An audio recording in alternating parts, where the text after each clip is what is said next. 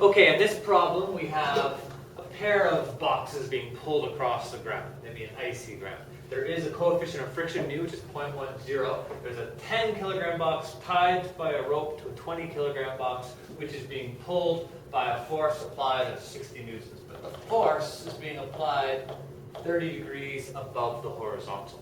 So someone's pulling this little train of boxes. And the question is, what's the acceleration of the train? And B, what is the tension in the line connecting the two boxes? Okay, now normally, and in past videos, I would just say, let's draw a free body diagram of the whole train and treat it as one. We've got the applied forces minus the frictions, boom, and we can find the acceleration. But that's going to not quite work here, just because of this force at an angle. Finding the correct force of friction on the 20 kilogram object is just it's a little bit too tricky for you to do in your head. So you're really going to have to draw a free body diagram of each box first. So we'll start with the 10 because we know we're going to use that again anyway. So the 10 kilogram object has a force of gravity, of course, on it, which is 10g. And it has a normal force. And there's a tension pulling it to the right. And there's a friction pulling it to the left. Now this thing is accelerating presumably to the right, so we'll call right x. And in the x direction, the equation is going to say something like t minus ff equals 10a.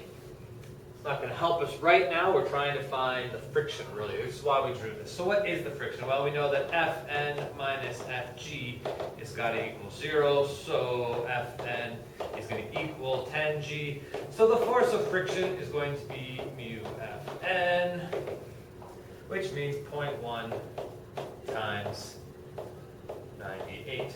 So the force of friction acting on the first block is 9.8 newtons. That's pretty easy. You probably could have done that in your head just by saying, oh, Fn will be the same as gravity. Gravity, normal force times 0.1, boom. But if you try to do that with a 20, you're going to make a mistake. So let's take a look at the 20 and let's make sure that we do it properly. So we've got the 20 kilogram object. Obviously, there is a force of gravity on it of 20 Gs. There's a normal force on it, but the normal force will not be 20 G. Okay, let's see what it is. There's an applied force, which is up to the right, which is 60 newtons. And there is a tension, which is back to the left, we'll call it T. And there is another force of friction backwards from the ground, which will certainly be mu Fn. But Fn won't be 20 Gs. Fa is going to have to be broken into the horizontal component, Fx, and a vertical component, Fy. Looking at the y direction, I think we can see that Fn plus Fy minus Fg is going to equal 0. So the normal force is going to be 20 Gs minus Fy, which is 60 sine 30. So the force of friction here is going to be 0.1 times whatever that number is. That's 196 minus 30, that's 166.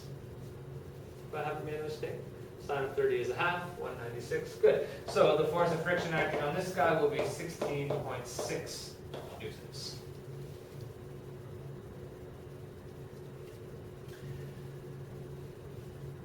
Now we can look back at the original question because we have worked out the two frictions.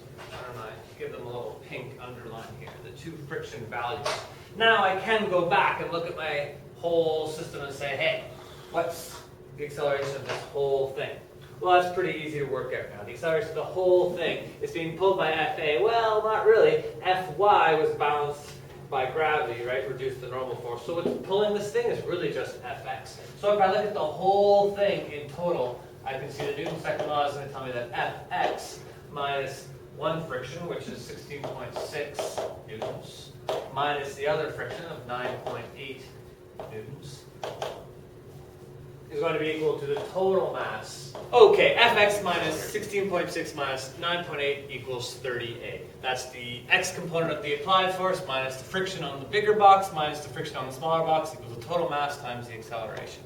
Rearranging that, we see it is 60 cos 30 minus 16.6 minus 9.8, all divided by 30, and the acceleration turns out to be 0.85 meters per second squared. Okay, now what about part B? What is the tension in the rope? We could look at either, right? Just like so many of these problems. We could look at either free body diagram and solve for T, and we should get the same number, right? Opposite directions, but we should get the same number. If we look at this guy, it's just a little more complicated, right? So the simple thing to do is, generally speaking, with these types of problems, to look at the one on the end, the last one in a train, or the front one if we're pushing a bunch of things. The one on the end, because it just generally has the fewest forces. And that's exactly what I'm going to do. I'm going to look over here. I've already written down the equation of motion here in my x direction. So I'm going to take that equation, I'm going to shove in 0.85, and I'm going to rearrange. So I'm going to see that tension. I'll draw it down here. I'm looking now just at this last guy, which I've already drawn the free body diagram for. Tension minus 9.8 equals 10 times 0.85. And therefore the tension equals 8.5 plus 9.8,